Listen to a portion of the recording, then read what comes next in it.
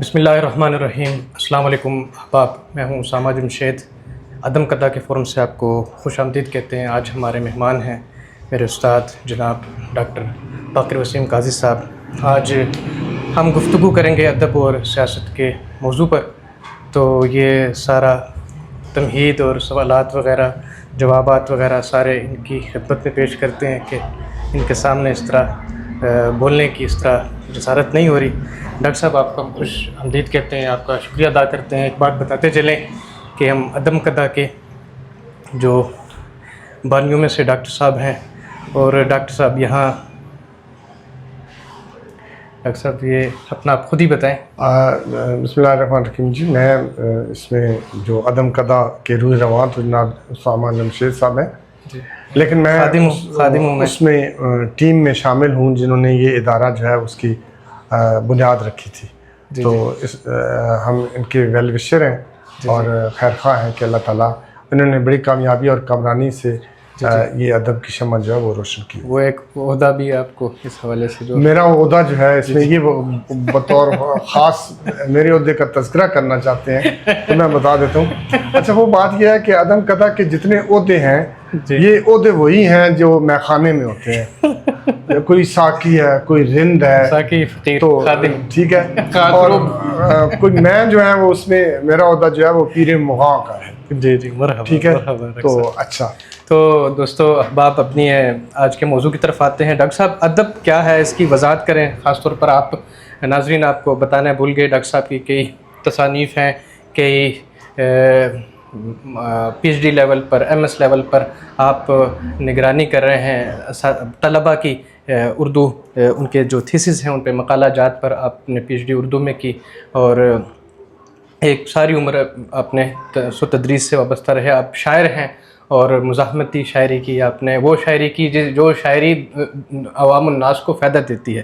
Doctor صاحب، اب اس حوالے سے چونکہ اب یہ آپ کا وہ تعلیمی سارا پس منظر ہے، تو ہم تھوڑا تعلیمی لحاظ سے آج ذرا ان سے وہ اپنے عرض ان کے سامنے عرضاً کچھ گزارشات پیش کریں گے۔ ادب کیا ہے ڈاکٹر صاحب، اس کی وضاحت کریں، اس کو آپ کس طرح دیکھتے ہیں؟ ادب کا لفظ جو ہے یہ عربی لفظ ہے اور مذکر ہے، اور یہ بر وزن عرب ہے۔ جی، دو حروف متحرک اور تیسرا جو ہے وہ ساکن، اور اس کے لغوی معنی ہیں تعظیم، سلام، شائستگی، لحاظ۔ جس ادب کی ہم بات کر رہے ہیں یہ لٹریچر ہے، اس کے لیے انگلش میں جو پراپر ورڈ ہے وہ لٹریچر ہے، اور اس کی تعریف جو ہے وہ میتھیو آرنلڈ نے یوں کی ہے کہ وہ تمام علم جو کتابوں کے ذریعے ہم تک پہنچتا ہے اس کو لٹریچر کہتے ہیں۔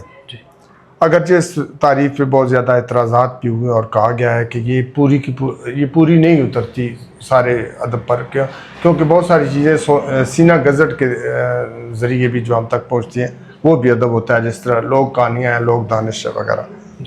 بہرحال جو لٹریچر کے بارے میں خلاصہ نکلتا ہے وہ یہ ہے کہ یہ زندگی کا اظہار ہے، یہ نقد کائنات ہے، تنقید حیات ہے، لفظی ترتیب و تنظیم ہے، اور جناب یہ حسن کلام ہے اور تاثیر کلام ہے۔ اس کو ہم جو ہے وہ ادب کہتے ہیں۔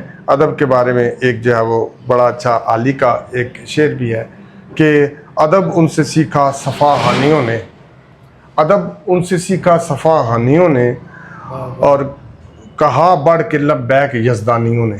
یہ مولانا الطاف حسین علی کا شعر ہے۔ اور ویسے ادب جو ہے، ادب کی دو بڑی اقسام جو ہیں وہ یہ ہے کہ اگر اس کی بنیادی اکائی جملہ یا فقرہ ہے تو پھر وہ نثری ادب ہے، اور اگر اس کی بنیادی اکائی مصرع ہے تو وہ شعری ادب ہے۔ آگے ساری اصناف کی اور اصناف سخن کی اور آداب اصناف نثر کی بنیاد اسی بنیادی اکائی پہ ہے۔ یہ ان کی جو ہے وہ خط منقسم ہے کہ کوئی جملہ ہے تو پھر وہ نثری ادب ہے، اگر کوئی مصرع ہے تو پھر وہ جو ہے وہ شعری ادب ہے۔ بہت شکریہ ڈاکٹر صاحب۔ اچھا، اب سیاست کا کچھ بتائیں، آپ سیاست کو کیسے دیکھتے ہیں، کیا سمجھتے ہیں، کیسے کن الفاظ میں تعبیر کریں گے؟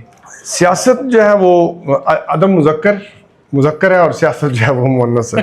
اچھا، یہ سیاست نے یہ کیا ہے، اچھا وہ ہوا یہ ہے کہ سیاست نے عوام کو بھی جو ہے وہ منس بنا دیا ہے. سیاست میں اکثر تو لوگ کہتے ہیں کہ پاکستان کی عوام, جی جی, تو انہوں نے عوام کو جو ہے وہ سیاستدان اکثر یہ بات کرتے ہیں, ادیب یہ بات نہیں کرتا, تو عوام کو وہ جو ہے وہ منس گردانتے ہیں. تو سیاست جو ہے یہ عربی زبان کا لفظ ہے, منس ہے, اور بر وزن ریاست ہے. اور خاص بات یہ ہے کہ ریاست اور سیاست دونوں جو الفاظ ہیں ایک دوسرے کے ترتیب وار ہم قافیہ ہیں, اور ایک دوسرے پر ان کا انحصار بھی جو ہے وہ بہت زیادہ ہے. اور اس کا لغوی سے معنی ہے حکومت, انتظام ریاست, روب داب. اور ایک میں اپنے ناظرین کی دلچسپی کے لیے بات بتا دوں کہ ڈکشنری میں سیاست کا ایک معنی جو ہے وہ دھمکی بھی جو ہے وہ لکھا ہوا ہے, تو دھمکی بھی جو ہے وہ اس کا معنی ہے. اچھا, ادب اور سیاست کے اشتراکات کون کون سے ہیں ڈاکٹر صاحب؟ کوئی ان میں کیا قدریں مشترک ہیں, کیا چیزیں, کیسے ان کا آپس کا ربط کیسے بنتے ہیں؟ یا ادب اور سیاست کے جو اشتراکات ہیں وہ یہ ہیں کہ یہ دونوں کام جو ہیں یہ نمایاں معاشرے کے لوگ اور چنیدہ لوگوں کے یہ کام ہیں. نمایاں اور چنیدہ جو لوگ ہیں یہ ان کے کام ہیں. اور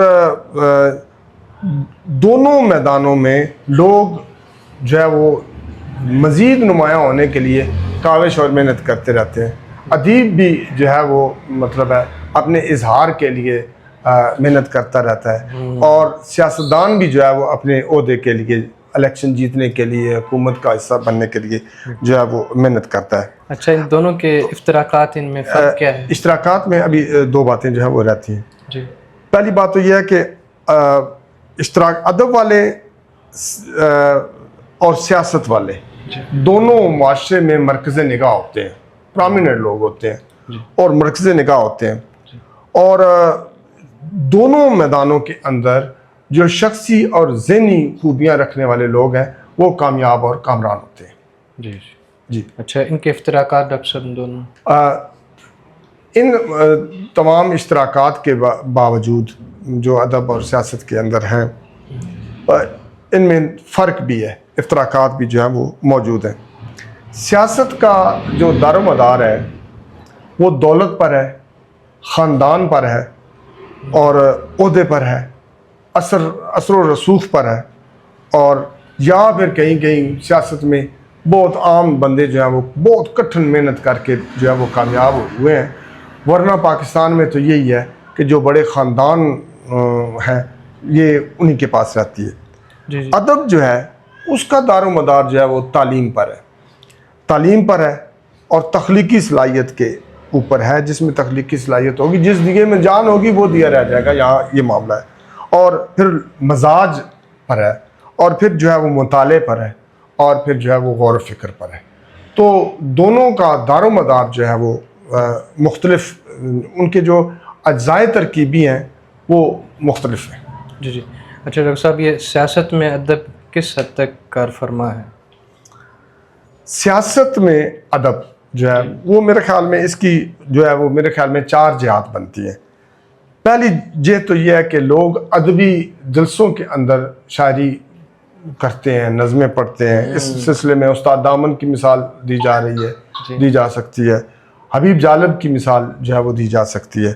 تو وہ جلسوں کے اندر جو شاعری ہوتی ہے, اس کا مطلب ہے سیاست کے اندر جو ہے وہ ادب کی کار فرمائی وہ وہاں پر ہے.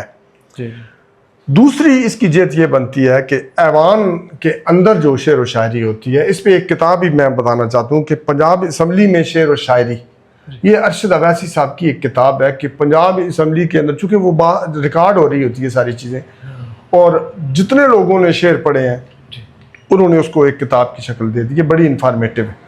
تو اس میں لوگوں نے پنجابی اخوان بھی پڑھے ہیں, لوگوں نے ضرب الامثال پڑھی ہیں, لوگوں نے شعر پڑھے ہیں, عربی شعر پڑھے ہیں, فارسی شعر پڑھے ہیں. تو وہ کتاب جو ہے وہ بڑی, اس کا مطلب یہ ہے کہ ایوان کے اندر شاعری جو ہے وہ ہوتی ہے, اور یہ ادب جو ہے وہ وہاں پہ کار فرما ہوتا ہے. تیسری بات جو ہے وہ یہ ہے کہ ادیبوں کی سیاست میں شرکت بھی ہوئی ہے. سب سے بڑی مثال علامہ اقبال کی ہے. علامہ اقبال جو ہے وہ شاعر اور ادیب تھے, اور ابوالکلام آزاد کی مثال بھی ہے. اور فخر زمان کی مثال بھی ہے، اور ادھر جو ہے وہ نہرو کی جو ہے وہ جواہر لال نہرو کی جو ہے وہ بھی مثال ہے۔ تو ادیبوں نے سیاست میں جو ہے وہ شرکت کی ہے۔ چوتھی بات یہ بنتی ہے کہ بعض جو سیاستدان ہیں انہوں نے جو کتابیں لکھی ہیں ان میں زیادہ تر آپ بیتیاں وغیرہ بھی ہیں، وہ ساری آپ بیتیاں جو ہیں وہ ادب کا حصہ ہیں۔ تو اس کا مطلب یہ ہوا کہ یہ ادب کی کار فرمائی جو ہے وہ یہ ہو گئی۔ جی جی اس میں مثال دینا چاہتا ہوں کہ بھٹو صاحب کی کتاب ہے، بے نظیر بھٹو کی ہے، اور جاوید ہاشمی کی ہے، شیخ رشید صاحب کی کتاب ہے۔ تو یہ ساری آپ بیتیاں جو ہیں یہ ادب کا حصہ ہیں۔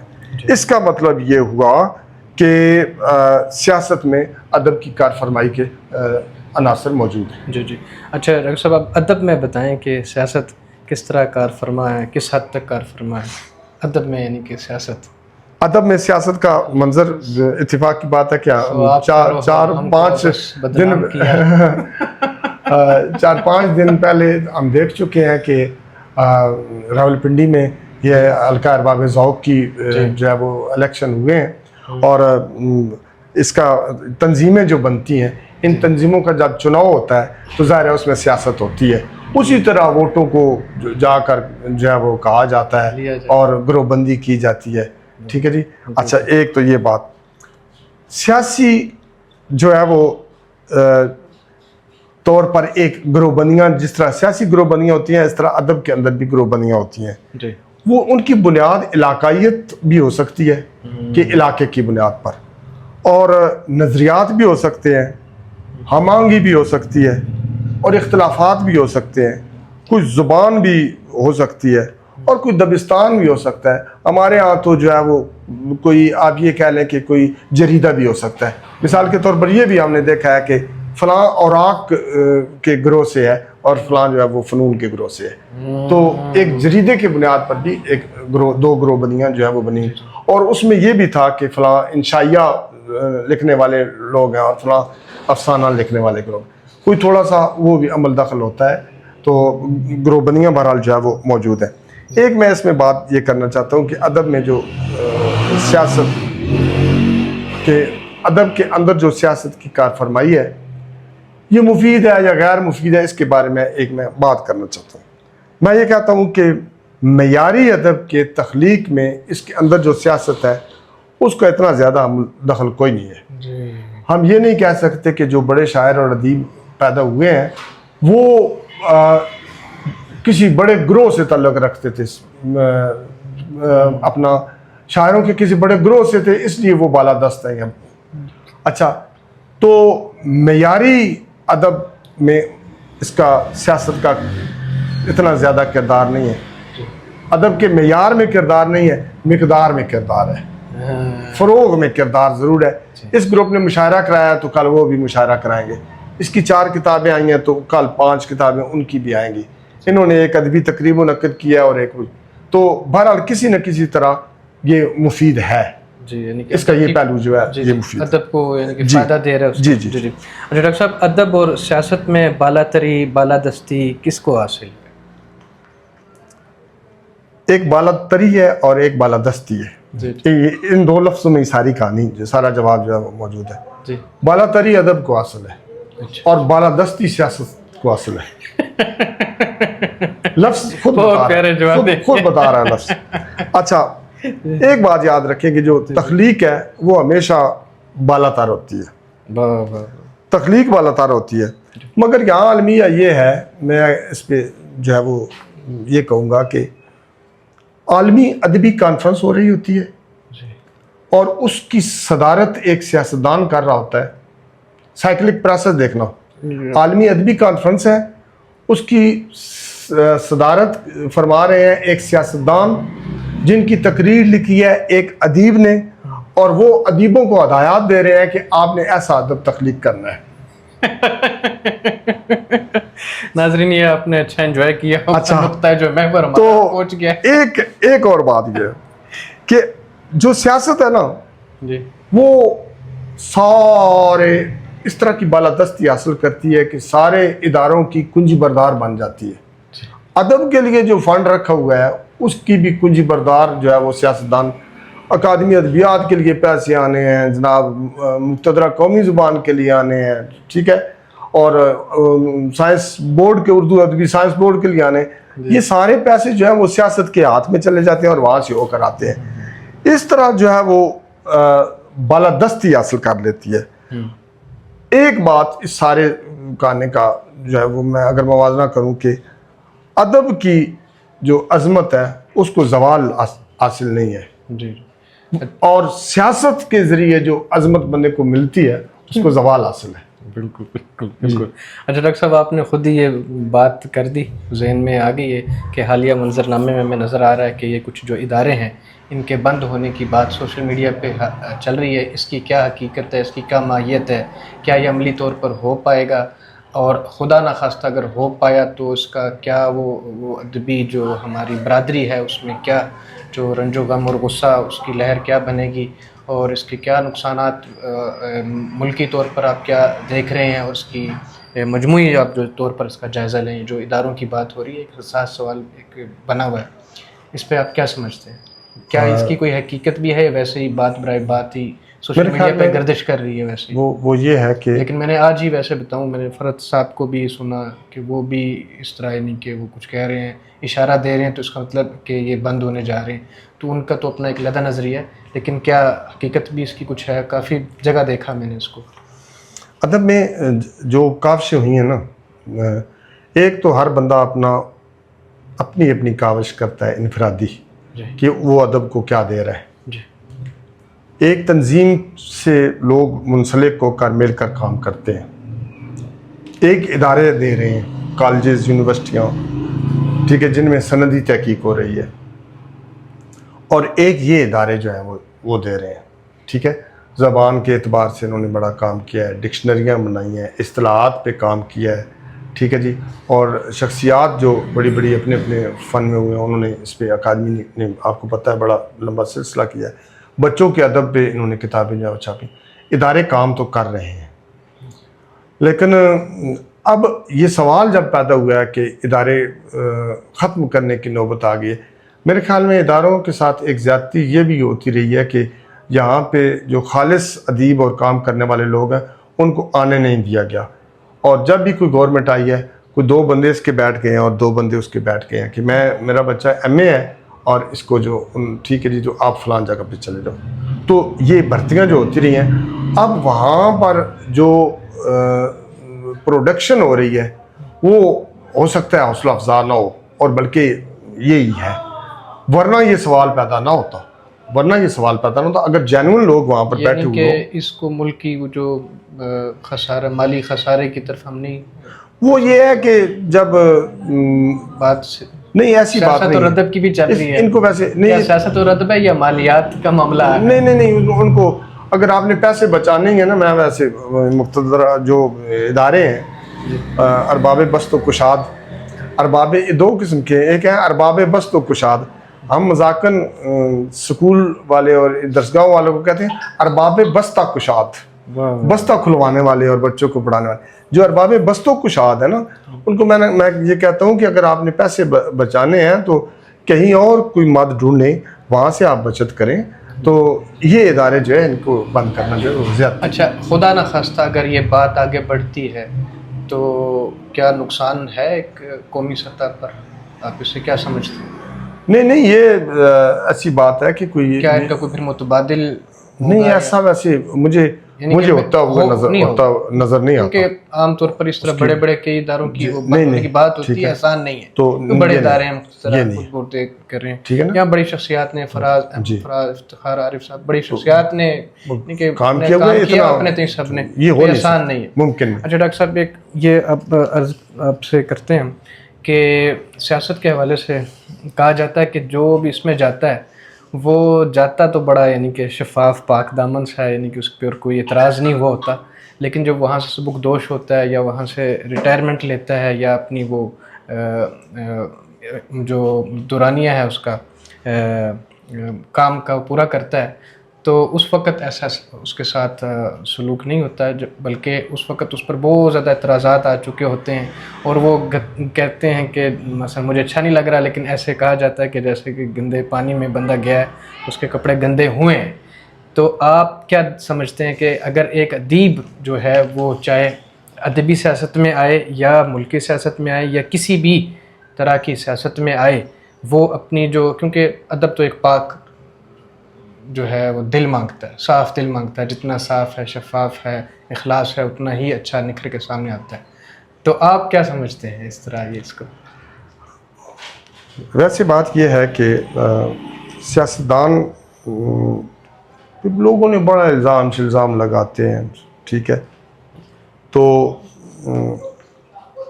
سیاستدان کا ایک معاملہ یہ ہوتا ہے کہ سیاستدان نے جو رتبہ حاصل کیا ہوتا ہے وہ کسی مخالف کو ہرا کر کیا ہوتا ہے، اور اس حلقے کے اندر جس میں سے وہ 1.25 لاکھ ووٹ لے کر جیتا ہوا ہے، اس میں 1 لاکھ بندہ اس کا مخالفین بھی ہے۔ ادیب کے حساب سے یہ نہیں ہوتا، ہمارے کوئی اس طرح کے مخالفین ایسے لوگ نہیں ہیں جو ہم پر الزام لگاتے رہیں اور یہ کہتے رہیں کہ فلاں ایسا۔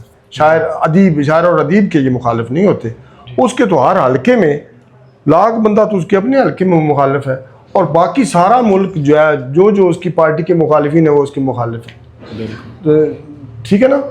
تو ایک سمت لڑ رہا ہے تو بھی میرے خلاف، اس پر یہ مستضاد کہ تو بھی میرے خلاف، تو یہ اختر عثمان صاحب کا شعر، تو سارے لوگ اس کے مخالف، اس پہ کچھ الزامات، وہ کہتے ہیں کہ جو بھی نمک کی کان میں جاتا ہے وہ نمک بن جاتا ہے، تو کچھ چونکہ وہاں پہ دولت بھی ہے، وہاں پہ اختیارات بھی ہیں، اور لوگوں کو بھی راضی شاضی رکھنا ہوتا ہے، کہیں سارے سیاستدان کوئی حدود و قیود سے تجاوز کرتے ہیں، لیکن کچھ تھوڑے سا یہ بھی رکھنا چاہیے کہ اس کے چونکہ مخالف زیادہ ہوتے ہیں، اس لیے اس پہ لوگ مسلسل کیچڑ اچھال رہے ہوتے ہیں، یہ بھی بات ہے۔ جی بہت شکریہ ڈاکٹر صاحب۔ اچھا، آخر میں بس اب انہی حوالوں سے آپ کوئی پیغام دینا چاہیں، آخری کنکلوڈ کرنا چاہیں، کوئی پیغام دینا چاہیں آپ؟